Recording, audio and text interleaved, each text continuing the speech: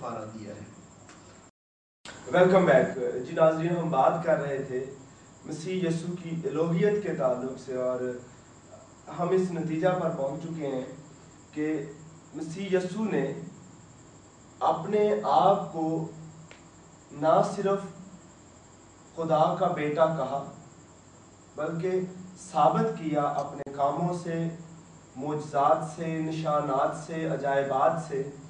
اور بہت ساری جو اسباب ہیں براہ راست اور اسی طرح دوسرے حوالوں سے کہ کیوں مسیح خداوند نے اپنے آپ کو خداوند کے طور پہ لوگوں کے سامنے ایک بیان کی صورت میں ظاہر نہیں کیا یا نہیں سامنے پیش کیا، تو اس کی کیا وجوہات ہیں، ہم اس پہ بات چیت کر رہے تھے۔ شفیق صاحب، آپ نے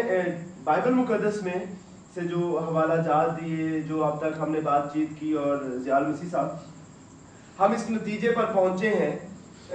ثبوتوں اور مشاہدات اور جو ریزنز ہم نے فائنڈ کی ہیں ان کے سے کہ مسیح یسوع نے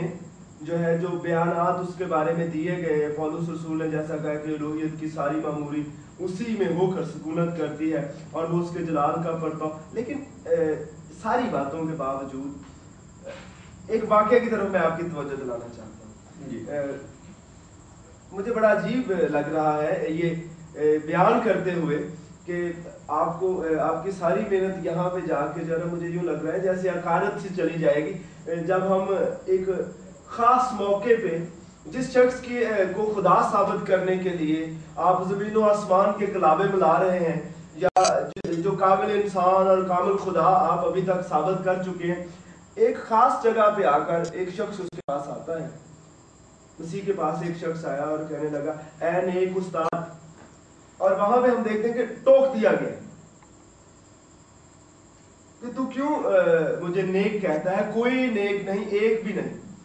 تو ایک شخص جس کو آپ خدا ثابت کر رہے ہیں، کامل انسان ثابت کر رہے ہیں، تو وہ تو اپنے آپ کو نیک کہنے کے لیے، نیک بننے کے لیے تیار نہیں ہے، تو آپ اس کو خدا کیسے ثابت کر سکتے ہیں؟ شکریہ۔ اگر اس واقعے کو آپ پورا پڑھتے اور غور سے پڑھتے جی، تو یہ جو کچھ آپ سوچ رہے ہیں ایسا نہیں ہے، بلکہ یہاں پہ مسیح یسوع جو کچھ کہہ رہے ہیں، جو سچویشن ہے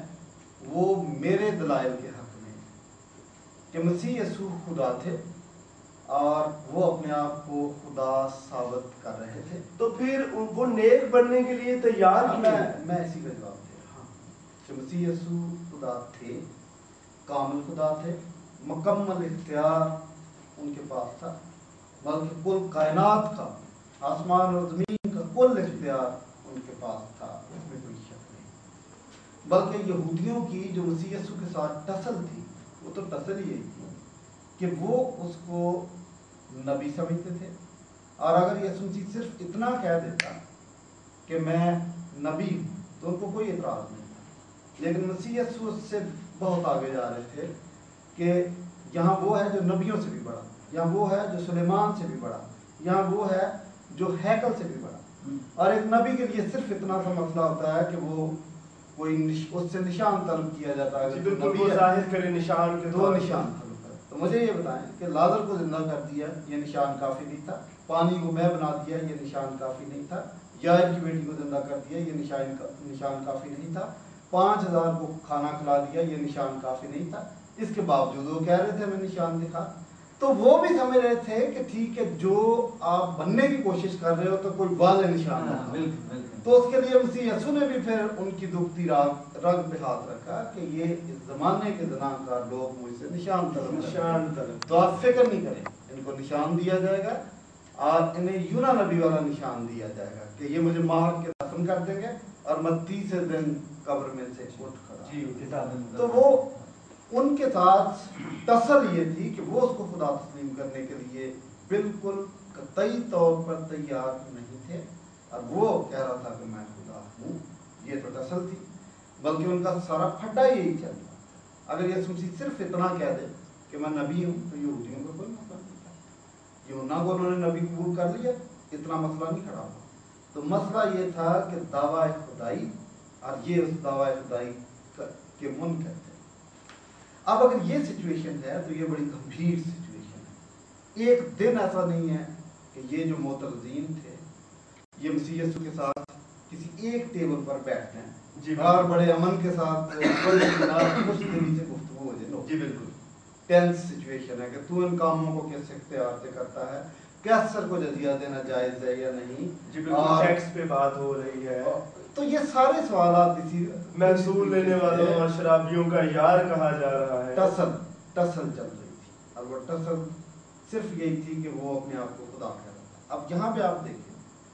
کہ ایک آدمی کہہ رہا ہے اے نیک استاد. تو کیا مسئلہ ہے؟ یہودی شریعت سے واقف تھے, شریعت کو حفظ کرتے تھے. بالکل ان کے تو کلچر کا حصہ تھا نا باقاعدہ طور پہ سیکھنا اور آگے بڑھنا. جی تو ان میں ان کے ہاں یہ بات ان کا آرٹیکل آف فیتھ ہے کہ کوئی نیک نہیں صرف خدا. جیسے ہمارا عقیدہ ہے, ہمارے مسلمانوں کا ایمان مجمل ہے, اسی طریقے سے ان کا بھی ایک عقیدہ تھا اور یہ بات ان کے عقیدے میں شامل تھی. This was article of faith کہ کوئی نیک نہیں, انسان نہیں نیک ہو سکتا, نیک صرف خدا. بات آپ سمجھ رہے ہیں؟ تو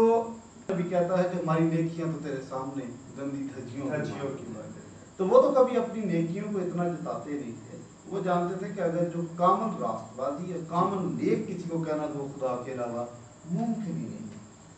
اب یہاں پہ سچویشن آپ دیکھیں کہ وہ ٹسل ان کی یہ ہے کہ ہم تجھے خدا ماننے کے لیے تیار نہیں ہوں گے. تو وہ یسوع مسیح کو آتے کہہ رہا, رومانی میں کہہ گیا بیچارہ اے نیک استاد. تو مسیح یسوع اس کو دراصل جو بات کہہ رہے تھے کہ بھائی آپ مجھے کہہ رہے ہو نیک استاد,